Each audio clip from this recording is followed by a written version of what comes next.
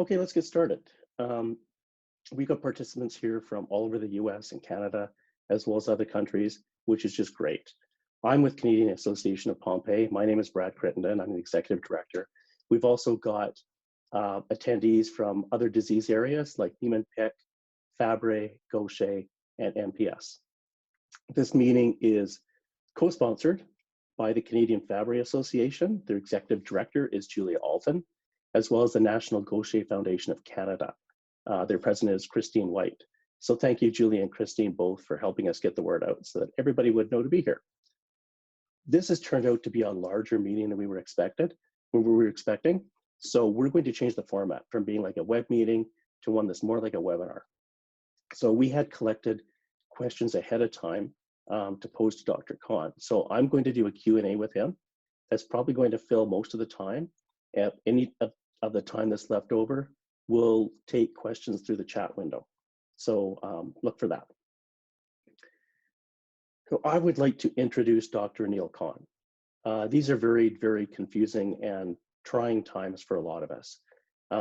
We're very fortunate to have him here. You can imagine how busy he must be. Most of you already know Dr. Khan. He is Professor of Medical Genetics and Pediatrics at University of Calgary, Alberta Children's Hospital. So thank you, Dr. Khan, for being here. We obviously really appreciate it. Let's just jump right into the first question. Does having Fabry disease make me more vulnerable to COVID-19? But what I think many people would agree on is if you have a rare disease, particularly if you're medically not well, then you probably are more vulnerable to the known impacts of a COVID-19 infection, which we know infects the respiratory system. So if you have Pompe disease and you have respiratory weakness, then you're already starting at a lower bar when it comes to trying to deal with this. If you have Fabry disease, you probably don't have respiratory involvement, but you might have cardiac involvement, and we know heart involvement. Sorry, there's some garbage truck backing up outside here. Makes any organ system where you already have organ involvement will make it more susceptible to injury from a COVID-19 infection. So we've got the lungs, we've got the heart, and heart is involved in Fabry disease. We have the kidneys are involved with Fabry disease. There's a lot of areas in the body where COVID-19 infection can make you sick. So that's from the direct infection. The second thing is when you are very sick from a viral infection, there's a tendency to pick up other infections, and some people have other viral infections on top of COVID-19, or they have bacterial infections on top of that. And so if you're already more ill, you've got high blood pressure, you've got diabetes, your kidney function is not as good, then you're more vulnerable to the impact that COVID-19 could have on you. It's individualized, so just having the label of a rare disease doesn't say anything about how sick you are from it. And but in general, if you do have medical issues, sorry, I don't know how to stop that noise. But oh my gosh, this is why I don't answer every email or text, because they just keep flying in like this. But yes, it potentially could make you more vulnerable to being more sick.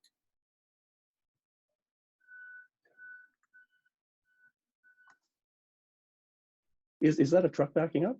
Is that what it is? It's a garbage truck, and today in particular, he's just leaving his reverse gear on and the beeping sound, I think simply to welcome all of you to this meeting, and I don't know why right now this is happening. There can't be that much garbage being produced right now.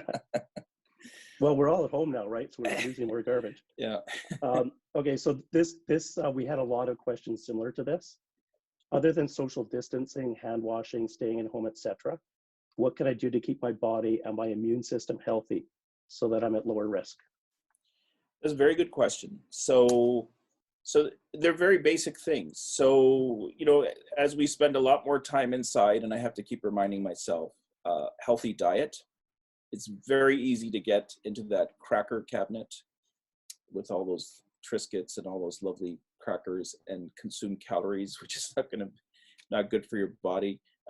So healthy diet, you need to have some activity, which is of course very challenging because you're indoors, and people have come up with all sorts of creative things. So a lot of times I don't have the video on at a meeting and I'm sort of just my name on the screen because I could be doing jumping jacks or dumbbells or something because I can't sit there all day. In some areas, because it will be area dependent, you are allowed to go outside, but always check with the local regulations in your region so that you can go for a walk or things like that while you maintain social distancing and you maintain all protective measures. But I don't see any evidence from the evidence-based perspective that there's any supplement, any drug, vitamins, or things like that that offer a more protective effect or make it put you in a better situation. I think they're just general health measures. And one thing we often don't remember is emotional health. So I think now in many parts of the country, things have been dragging on for a few weeks. In some parts of the country, you may not be able to go outside as easily, and it's just hard to sit at home and do nothing. That starts wearing down on everybody as well. So try to find some activities or find some virtual methods to still interact with the people in your life and maintain that emotional health. Yeah, I think that's very important because we often forget about that as being part of our health. Mm-hmm. And we need to really look after each other, pay attention to how other people are feeling. Okay, the next question. On the Fabry International Network webinar, the expert panel was saying that COVID-19 affects more than just the lungs. It can affect the central nervous system and the kidneys, for example. Could you explain this further? Right. So we know there's a range of responses to a COVID-19 infection, and some people show very little symptoms or no symptoms at all. And in those people, probably the virus is restricted to certain parts of the airway where it's not causing a severe infection and may not be going in many different places. But in some other patients, the virus has been detected, let's say in heart tissue at autopsy, which means if it's coming into the body through the respiratory system, in order to get to your heart, it has to get through your blood. There's not a lot of direct ways there. And it's also probably affecting cells that line the blood vessels, which of course impact the brain. So in a very severe infection where there's a lot of coronavirus in many areas of the body, it is going to affect more than your lungs. So some of those we mentioned, such as the heart and the kidneys, are two other common places it goes to, but it could technically go to any place if it's that overwhelming. So there's the impact of the direct infection itself, and then you do run into, and this is in a small number of cases, but something called multi-system organ failure, where if your heart is not working, then it's hard to pump blood to your brain, and your brain's going to start showing effects, or your liver is going to start showing effects, or your kidneys are going to start showing effects. So there's effects of the direct infection, and then there's an impact when you're very sick and organs can be shutting down. But of course, those really severe cases, even though we hear these statistics of the number of people dying, it's still not the majority of cases that end up with that fate. And oftentimes it's turning out there are comorbidities, other diseases that they have that make them more susceptible to a severe infection. So if somebody, let's say, has a long history of smoking and significant impact on their lungs, then their lungs are going to be less able to deal with a COVID-19 lung infection. And maybe through that mechanism, it may get to other areas of the body as well.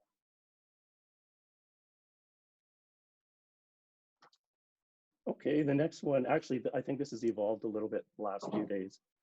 This is wondering about masks.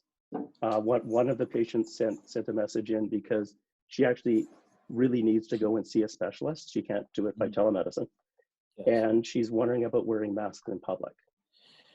So the mask advice is, as you know, from the public health standpoint, does change. And to see the bad habit, I should stop touching my face. But the mask advice does change from region to region.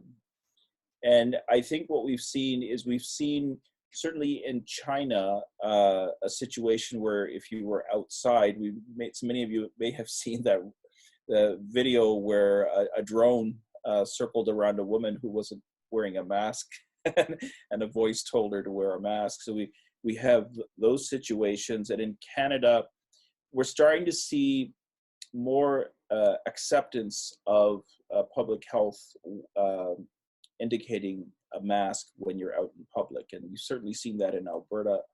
So the idea behind that, though, is that if you might have COVID-19, but you're not sick enough, you could still expose other people to it. And what the mask would do was reduce your ability to spread the infection. But the standard masks, which are the cloth masks or those surgical non-N95 masks, aren't going to really have an impact on you picking up the infection because they won't filter the virus. So as far as we know, there's not any strong evidence that you pick up the virus through airborne transmission. I'm not saying it's impossible, and there's some data showing that maybe that might be something we need to look at, but it's mostly through contact on surfaces that are infected. So, so those masks will do many different things. So if she's in a situation where she's wondering about whether she should wear a mask, then I don't think it's unreasonable if she goes out in public for her to put one on. I don't know that she would need somebody like me to say, yes, it's okay. I think it may be a decision that she may have to consider based on how she feels about it and the risks. So certainly in many places, I mean, in Calgary, we're only doing urgent appointments. So if the appointment is urgent enough to see a specialist, then one does what they can to reduce the risk of exposure and transmission.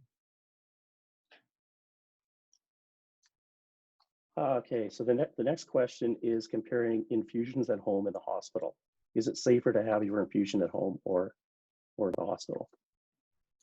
Oh, that's a very good question.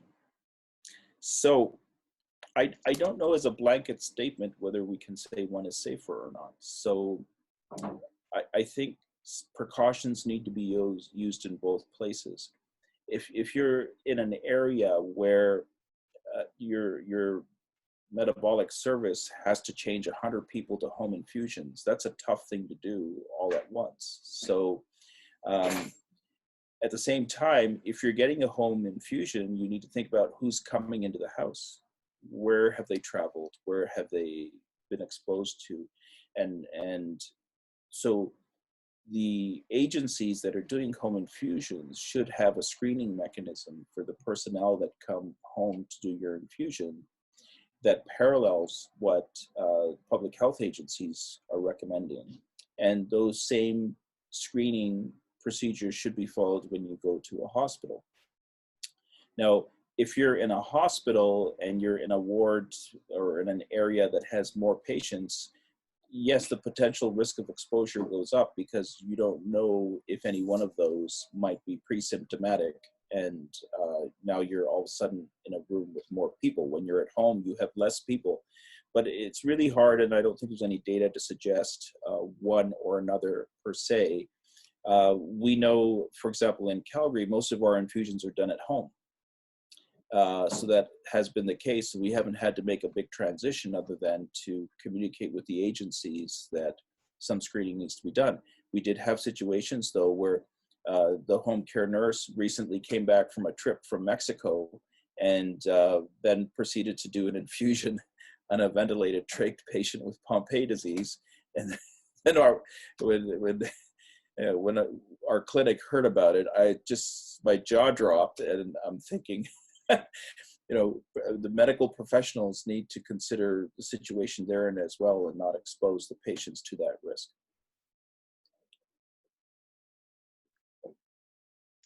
Okay, somebody wrote in that they observed that there's patients or that it's being done more widely in the UK where they're skipping infusions. I have seen a number of posts on social media where patients have chosen to skip their infusions. Could you comment about that? So as a routine situation, we're not skipping infusions. If you're scheduled for an infusion and all the recommended protection and screening processes are in place, I don't see any reason to skip the infusion per se. However, if there is a particular reason where the infusion might make you more vulnerable to exposure, suppose you had to get, I don't know, on a subway and then travel across town, and whatever scenario you can think of that puts you at higher risk, then that may influence your decision.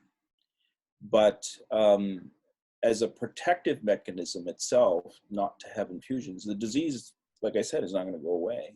I don't think a few missed infusions are going to make a huge impact, but we're not in a situation that's going to last 1 or 2 weeks. We're in a situation that's going to last months.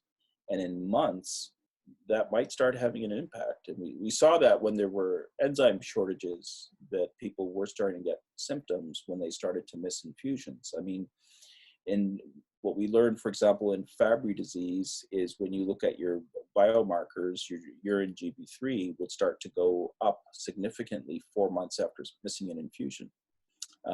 So we know when that time frame is brought into play that the disease is untreated, basically. So now there are situations where people have missed infusions. For example, we've had patients that have come in contact with a COVID-19 case, so then they have to be in isolation for the number of days that the public health authority has recommended before a nurse could come into their home or before they could come into an institution. We don't have any choice there. We don't want to expose other patients, so they would go under isolation. And I would say in total, we've had at least 3 people miss infusions temporarily because of that issue itself. But most of our other infusions are continuing. Okay. Will my nurse be doing anything differently now for my home infusions?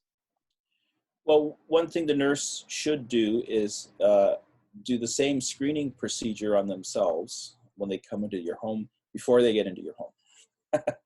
So that agency should have their internal mechanism for questions. So if they have traveled outside the country in the last 14 days and they've returned, I think that's a higher risk situation. In many municipalities, that individual would be under a mandatory isolation order in any case and should not be coming to your home to give you your infusion. Or if they've had contact with somebody with COVID, things like that, there's a list of questions. If they're positive, they need to screen for those before they get into your home. And if they have symptoms of an infection, even if they haven't traveled, at this point, we're considering that to be a higher risk because we may not be able to confirm whether it's COVID-19 or not. But if they are not feeling well, they should not be coming to do the infusion.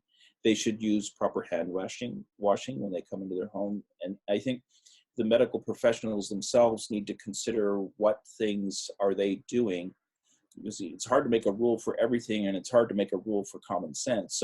So for example, if you're seeing a lot of people, let's say you went into a home and somebody might have had an infection there, you finished the infusion and you left, and you go to the next home, what are you doing for hygiene to protect the next patient? You certainly should be washing your hands and doing those things. I actually sometimes change clothes because I don't know. I usually wear ties. You see, I don't have a tie on anymore because we don't want that to be a mechanism of transmission. I don't have a stethoscope anymore. Usually in patient rooms, there's a dedicated stethoscope to them, so we're not carrying things around from place to place.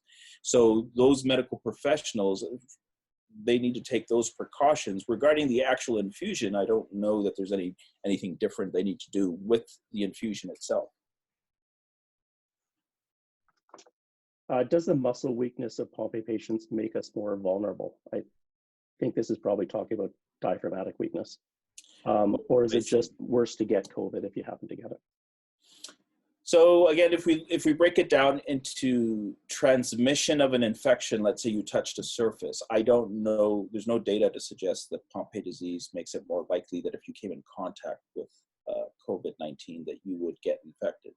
But I think almost certainly if you had some respiratory compromise and you got the infection, you would have a tougher time with it. I don't see any reasoning why you wouldn't. So your pulmonary function may be reduced, you have some diaphragmatic weakness, you could have obstructive sleep apnea, you could be on nocturnal BiPAP or BiPAP during the day.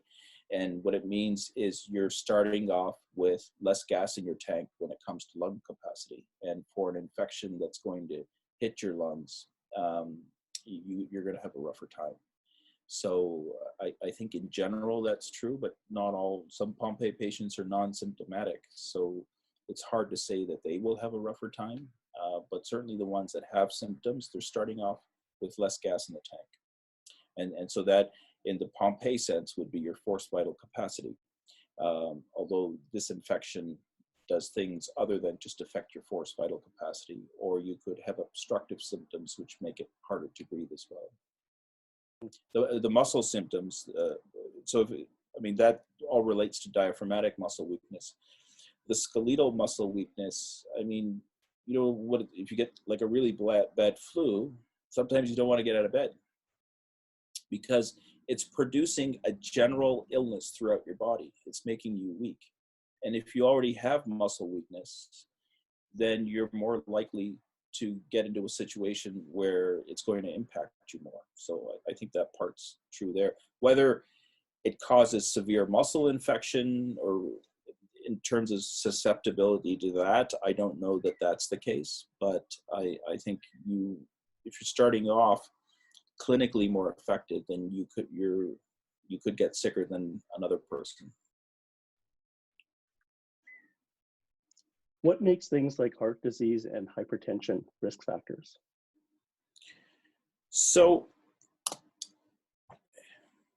there's a long-winded answer. The short-winded answer would be, when you look at statistics on the people that died, and a lot of those, for example, the publications are coming out of China, there was a significant proportion that had high blood pressure, significant proportion that had diabetes, significant proportion that had existing heart disease. The high blood pressure in general won't make you very healthy. There's hardening of the arteries, there's strain on the heart itself, and there's many different mechanisms by which it may already have had an impact on your health, so that when it gets hit with an infection, you're starting off with some injury to begin with. But we do know that in a certain percentage of cases, the virus does directly infect heart muscle tissue, and it causes inflammation in the heart tissue and something we call myocardial disease. So in people with, let's say, Fabry disease or infantile Pompe disease with hypertrophic cardiomyopathy, they already have a cardiomyopathy. The tissue itself is not working as well as it expected. So when that tissue gets the virus to cause a direct infection, and then the body's immune system on top of that to cause inflammation, then it's not going to do as well. So there are other situations where people could have other types of pre-existing heart disease called congenital heart disease, where you have certain valve issues like aortic stenosis. So there's a direct issue on the heart, and then there can be a direct effect in the heart because of the infection, the immune system itself, and then whatever the situation is with the heart itself. So if the function is compromised, or if there's valvular disease, all those things can have an impact on how the heart gets affected. Is there any evidence to show that COVID-19 is seasonal yet? So, seasonal, would indicate we have multiple cycles that we can say it's seasonal. I mean, it's called COVID-19 because it was a type identified in 2019, and yes, we're in 2020, but we really haven't hit a full year cycle for this yet. But I think we know if you start thinking back at, you know, other infections that we've had to deal with in recent times, there was Zika virus, there was SARS virus, there was the MERS virus, and so on, and Ebola. I mean, coronavirus probably will have seasonal peaks, and because it's has that influenza-like situation compared to, let's say, Ebola virus, where we're not really seeing a seasonal. It's more sort of certain areas where it can start and spread. So I do suspect that there might be some seasonal fluctuations. I think maybe what the question might be getting to is, will we expect it to go away in the summer? And I don't know that we have reason to suspect that it will. Because one thing with this virus is what we call the infectivity. It just spreads like a virus, for lack of a better phrase. And so when you have that, and you probably have seen those graphs where they show flatten the curve, because you could have a whole lot of infection at one time, or if you slow down the rate of infection, you might still have the same percentage of population that gets infected, but maybe not all at once, and so it's easier to handle by the healthcare system. You could still have a prolonged infectivity of coronavirus that extends into the summer. I mean, I don't think this is going to last through the summer, and in some places they're seeing what would they call a second wave, which in China, for example, since they were the earliest in getting that first wave, it looks like it's coming from people coming back into the country that are bringing the virus back after they've had control measures. So whether that happens in North America as well, certainly is a possibility. If you get past the initial quarantine and isolation measures, and then you open movement around, then you could have movement of the virus into different areas. So a long-winded explanation probably doesn't answer the question directly. Okay, I've seen reports that COVID-19 can cause clotting issues. Is there any evidence of this? I did talk to the person after they sent this question, and this was an interview of a doctor from Europe that was just on the news. So it was just his opinion or what he had seen. Sure. In the hospital. So there is some evidence that it may increase susceptibility to clotting, because it does seem to have an impact on the lining in the blood vessels, or what we call the endothelium. And anytime you damage the endothelium, it's kind of like getting a cut. And because as soon as you get a cut, the way your body deals with it is it's exposed to a broken or external surface, and it will initiate a clot. So if you can imagine inside your blood vessels, if your system is detecting damage to the lining of the blood vessels, then that may have a direct impact on clotting at that site. It's just happening inside now. So there could be a direct impact. But the second is, if you're lying in bed from a severe infection because you have trouble breathing and you can't move, that itself is a significant risk factor for clotting. So for example, when we admit adult patients to our adult hospitals here, regardless of what the underlying reason is, if you're not up and moving about, you get an injection of low molecular weight heparin to reduce the risk of clot, simply because you're inactive. And so those two factors, the direct infection itself and the secondary issues that increase clotting risk, I think overall would be expected to produce an increase in clotting risk. And certainly some of the data that looks at markers of clotting risk, something we call D-dimers, that show that there is clotting in the bloodstream, which we call intravascular coagulation, indicate that some of those patients are having an increased risk. Are there any of our regular medications, could be hypertension or whatever, that would be a problem if we had COVID-19? So, of course, I haven't managed a COVID-19 case. I consider that lucky. So it's data we would get from looking at the literature, and I don't know that in and of themselves the medications would be an issue. But what I can sense from reading the different literature is that there are individual situations where invariably the doctors are going to make changes to the medications, because in that particular situation, they may need a different combination of medications, or they may not find that the medications that are being used are either in the right dose, or there may be a better alternative. Okay, the next question was a little bit long, but since we're really in the at-risk group of people, the population, would it be wise for us to go a little bit further than just the guidelines for social distancing and whatnot, just be a little bit extra careful? So I've thought about that. My feeling is probably, because in some ways, I might not find the right words here, but you're starting off in a more vulnerable position.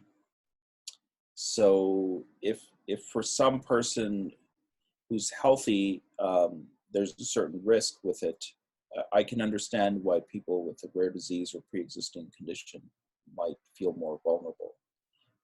We don't know though, that because we see healthy people die with the infection too. So when we look at risk itself, the way this is being approached is everybody should be concerned. And nobody should consider that they're less vulnerable for whatever reason. So if you look at smoking versus non-smoking, or the non-smoker should not consider themselves to be protected. So you have this blanket sort of risk assignment, and it's understandable that if you already have an existing condition, you might, if you will, consider to be a bit more careful. I can understand why somebody would think that. I don't know that we have data though to indicate that they are, but I can understand that. Now that we have a little bit more experience, I think this is referring to it, happening in other countries and so on. So we have that experience to draw from. Are there any other recommendations that you would have on protective measures? I think this probably refers to PPE, I guess. But. So again, I mean, things are changing. So we didn't have a recommendation for masks when you go out in public, and now that's changing in Canada. So I expect these things will change. So if we're seeing other areas do it, then we can expect that maybe that should be something we think about too. So there's often not a lot of evidence to go with it. And at some point, I know one of the questions that I got was, do you lock yourself up? And it's hard to think about doing that as well. So it's possible at an individual basis, you might do a few more things because you've read about things and learned about things than maybe the next person would. And I think we have to understand that it's okay for people who may be doing more than what the average is. I don't have a problem with that. I can understand their concerns and where they're coming from. Do I have a specific list of things that can be done? Well, the major things that are to be done are going to have the major impact. So the social distancing, the hand washing, and all those protective things, they're going to have a bulk of the impact. You can add layers of other things, but they will probably incrementally have less of an impact. So at some point, there's a balance between that. So yes. So if you're going out in public and you want to wear a mask, I don't have an issue with that. Or if you want to, I know on some of the listservs, people are wondering if they have a routine appointment, should they keep that? And if you, what we've done, for example, is if you needed to go to that appointment just to get a refill of medications, we do it remotely. If you needed to talk to the doctor, we do it through video conferencing. So we try to limit exposure as much as we can. So that involves, those are important considerations too, which will be individual to your individual life and your individual schedule. So the short answer is yes, there may be additional things that you need to do, although it's hard to make that as a general public recommendation. You're going to have to look at your specific situation and say, how can I cut the risk? For example, even myself, so if I have to go get groceries, you know, a lot of times you end up, you know, no matter who you are, you're chasing the best deal. So it'll be a sale on roast beef in one place, and you're like, oh yeah, I'm gonna get a deal. Go to Safeway and then go to Co-op to get, I don't know, something else that's on sale. But you sort of say, well, why am I doing that in this situation? Just stick to one place, get as many things as you can, and try not to keep going to different places. So when we say there are extra things, they come under that umbrella, I think, right now. We've had a few questions about treatments and vaccines, which of course we don't have now, so it may be really hard to comment on. But is there any reason why we should be concerned about them? Because maybe we're special, or would you recommend that we not and go ahead and take a vaccine when one is available? Well, so we are finding, for example, in a percentage of cases that have died from COVID-19 infection, when you look at those cultures, some of them had influenza, for example. So when I look at that situation, I say, well, the COVID-19 was bad enough, but did the influenza add insult to injury? Would this patient have fared better if they had been immunized against influenza? They'd have one less issue possibly to deal with. So I think the routine vaccine recommendations, we would still say to proceed with those. And of course, there's no coronavirus vaccine, so I can't comment on that. As far as treatments are concerned, there was some preliminary data that I just read on a paper today that showed early introduction of antivirals when you're in a hospital may result in a milder course. Timing is everything in those situations, and the type of antivirals that are used. Those are not things that probably you'll be able to access as an outpatient. So it'll be a choice in the hospital. And there was one other point I was going to make, but I lost track of it. But anyhow, maybe it'll come back to me randomly a little bit later on. But right now, there's no, you know, I think now I remember. So, for example, the anti-malarial drugs, there's been a lot of talk about those.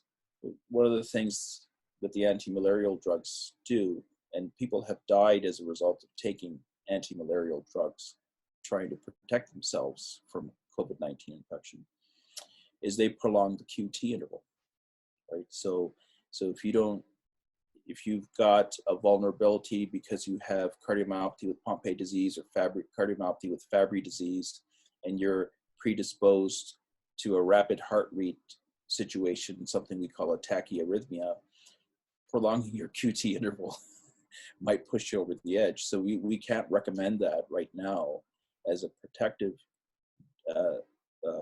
maneuver in the rare disease population when it hasn't even been studied in the general population where you might not have a prolonged QT interval.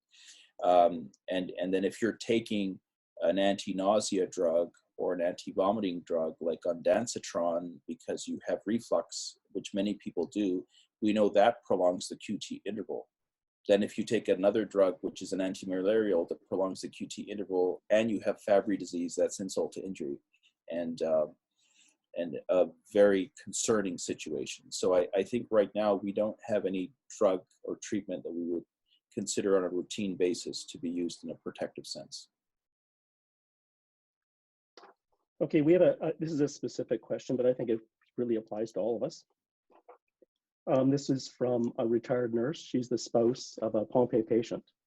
What recommendation would you give me in regards to contributing to the workforce around healthcare because of her particular expertise? You know, I think a lot of us have expertise where we could contribute outside of our home. So that same thing would apply to them. Sure, that's a very good question. So of course, in that situation, I think what she's probably thinking about is maybe she wants to reduce the risk of exposing herself to COVID-19 and bringing something home. And it's certainly the personal contact situation. So being an ER triage nurse, for example, would not be a good thing in that situation. And I think she's probably aware of that. But you know, what we have found is, for example, initially there was a need to expand the number of people handling the phone lines here. So in Alberta, for example, if you thought you might have the infection, you would dial a number and somebody would screen you with a set of oral questions. They couldn't really keep up with that, so they've converted that to electronic questionnaire. They also need people to do all sorts of different tasks right now. Sometimes it's contact tracing. So at the University of Calgary here, there were, I think, 1 or 2 people that found out they had COVID-19 that had already come into work in the university, and they needed to do contact tracing to identify who might be at risk and have them tested. So there are many different tasks I'm finding in the system that it's important to have people performing those tasks. And my suggestion is, if she can contact the agency or the healthcare agency that she deals with, they might have things that can allow her to contribute to this. And I know people want to help. Everybody wants to help to try to deal with the situation. And the non-contact methods, I think, would be something that certainly she could do. We had a similar question. Somebody with grandkids and would like to look after their grandkids so that their daughter-in-law or son-in-law can actually go to work. Yes. But and they have a Pompe patient at home as well.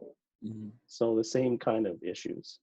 Same kind of issues, and I think everybody is struggling to try not to put a one-size-fits-all solution to everybody.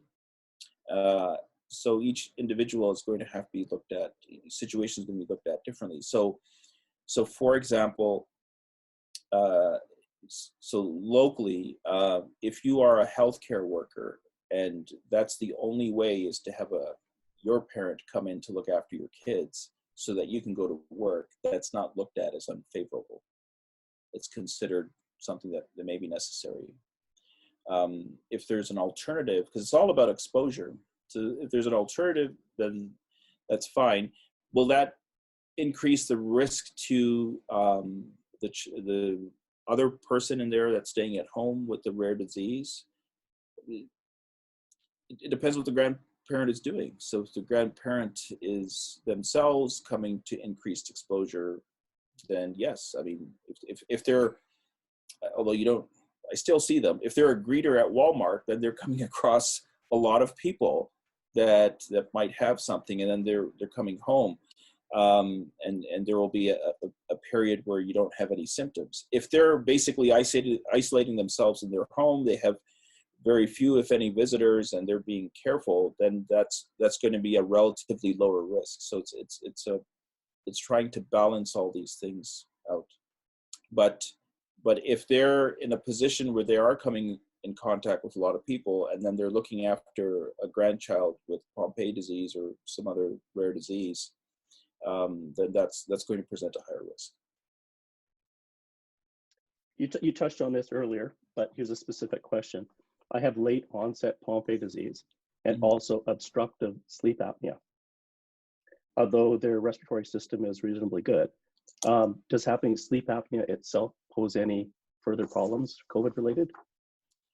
And I think that goes again to starting off with a vulnerability. So with obstructive sleep apnea, now most of the symptoms or the way the COVID-19 affects the lung aren't, for many patients, obstructive in nature. So with obstructive sleep apnea, of course, when you breathe in, your soft tissues and parts of your airway narrow, and then you have to force breathing out, a lot of those patients will wear a mask and have air forced in there, something called CPAP. They may be wearing a CPAP mask at night to keep the airways open. But it depends on, in their particular body, what the cause of the obstructive sleep apnea is. But we would consider that's a vulnerability that, yes, if there's a COVID-19 infection, may possibly make them sicker because they already have some lung compromise. Another thing that some people with obstructive sleep apnea might have is something called pulmonary hypertension, or high pressure in the blood vessels that go into the lungs. It depends on the stage you're at. If you just got diagnosed recently and you don't have it, then it's not as big an issue, the pulmonary hypertension, or you may have it in addition to your sleep apnea. And we know that pulmonary hypertension is a risk factor for severity of the COVID-19 infection. So it does require going through detail through somebody's medical records to find out what those susceptibilities are. Okay, so we just have 2 questions left. So we should pretty much finish on time. The next one is, it's our last Pompe question. I am a 69-year-old and have adult onset Pompe disease. You'll like this one. Should I be completely shut in? Oh, should I isolate myself completely? And what about my partner? Yeah. Well, that does confer you the best protection if that's what you're after. So, because again, it's like I said at the beginning, it's about exposure. So if you kind of blocked yourself off from the rest of the world and there was no contact with COVID-19, it wouldn't spontaneously show up in you. But all of us are dealing with a balance of risk benefits. So no, it's a personal decision whether one wants to do it or not.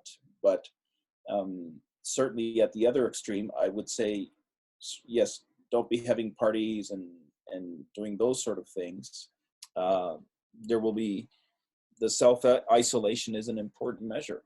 So it depends, I guess, what they really want with that question.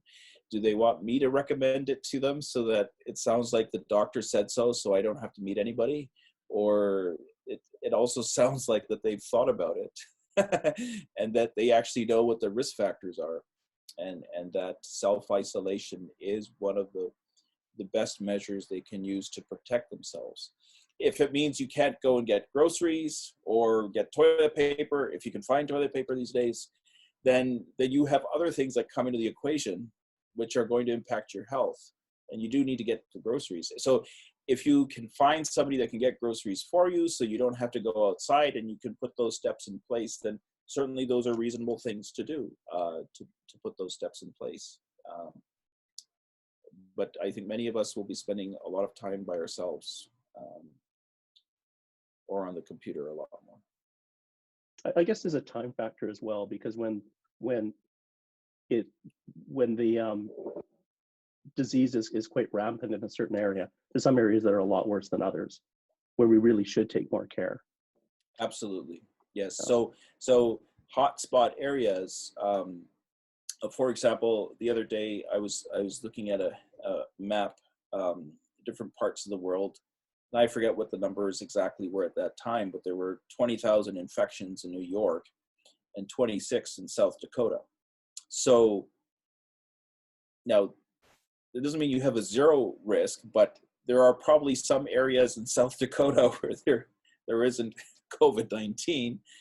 You would assume if you went out in New York, you'd find it everywhere. And maybe you'd find it in less places in South Dakota. So yes, you need to look at all that and make decisions that are adjusted based on the situation you're in.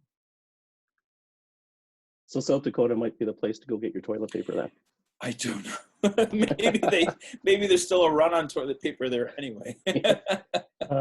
So just one more question. This one's a bit technical. This is an Neiman Pitt question. The drug U18666A, which you might recognize, has been shown to treat Ebola cells by inducing a NPC1 type disease in the cells. Similar viruses to SARS-CoV-2 have been shown to be partly dependent on the pathway that requires a functioning NPC1 protein. Do you have any thoughts? So I think in general, you have to remember that experiments done using a model sometimes are hard to translate outside the model. So I was thinking of an analogy for this, but suppose you planted marigolds in your garden, and I came by and I said, well, 80% of these are orange marigolds compared to yellow marigolds. Would my conclusions be that orange marigolds have a higher survival rate, or that you planted more orange marigolds than yellow ones, or that the store was out of yellow ones and even though you liked them more, you had to plant the orange ones anyway? Like, there are, in a model system, you might come up with conclusions where you are trying to make an inference on something that might be relevant, but it doesn't necessarily mean it is the mechanism. So let's go back to the question. So there are many mechanisms for COVID-19 to get into cells. And I know people have looked at those and they've said, okay, for example, the ACE2 receptor is the mechanism it uses. If you go into those studies, in that particular model, yes, it looked like the ACE2 receptor was the major mechanism, but that doesn't mean there isn't another mechanism. And in this particular example, yes, you can mimic models of cholesterol trafficking by using different model systems, but that only means you've mimicked the phenotype with respect to looking at cholesterol trafficking. It doesn't mean you've actually mimicked the entire phenotype. So seeing an effect in a model system doesn't actually translate into a treatment. So we know for COVID-19, it can get into cells in certain ways. And yes, it may use some of the mechanisms that the cell uses to replicate itself. But viruses are very crafty as well. So they may use mechanisms independent of that. And so when you look at the data to show the effects, it's usually hardly an all or none response. And what it does is it leans people towards one conclusion or another. So yes, I can see certainly in those papers, they made those conclusions in their model system, and I wouldn't disagree with them. I don't know that they translate into it being generalizable enough to consider that as a treatment or as a model system for this. They're all worth studying, yes. So, if for example, I was doing an animal experiment and I had an Niemann-Pick C animal model and I used a drug, I could make certain conclusions with respect to that experiment.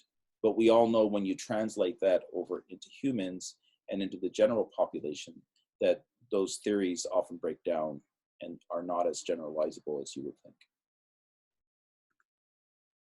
Okay, so I think we'll finish on one question, because I'm sure a lot of us with families are concerned about this. This is one that just came through on the chat. Do we understand yet how the disease isn't going to affect children as severely?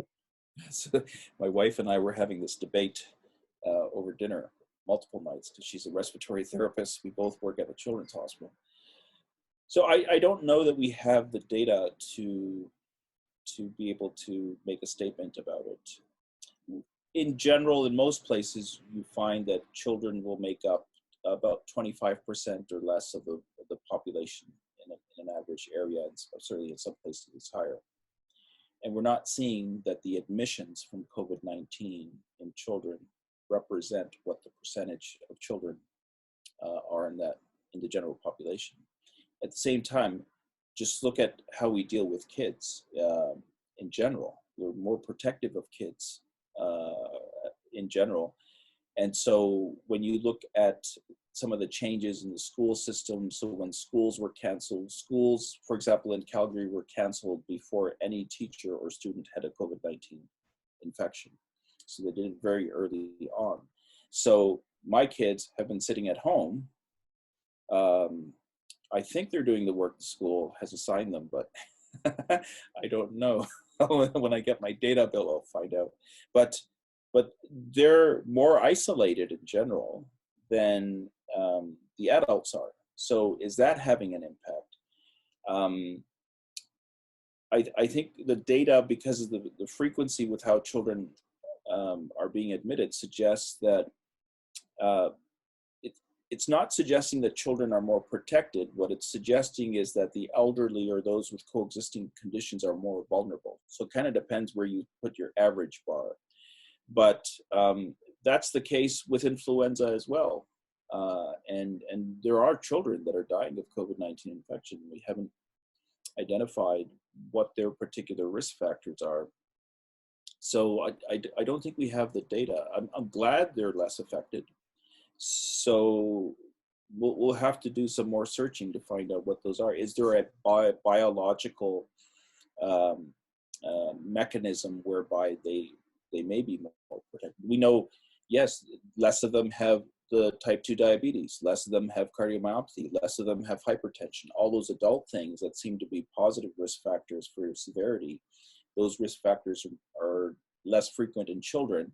Is it that issue, or is it simply the fact that they're younger? I don't think we know. Okay, we're over time, so I think we're going to have to call it a wrap. Well, thank you. Yeah, and thank you everybody for being here. Specifically our co-sponsors, the Canadian Fabry Association and the National Gaucher Foundation of Canada, that helped us get the message out to everybody. As an organization, we wouldn't be able to function if we didn't have sponsors. So we've got sponsors that didn't help with this specific webinar, but in general, they help us do our thing. Sanofi Genzyme, Audentes Therapeutics, Amicus Therapeutics, and AvroBio support everything that we do. And mostly I'd like to thank you, Dr. Khan, because you're very, very busy, and you're probably even busier than normal now. So thank you so much for spending this time with us.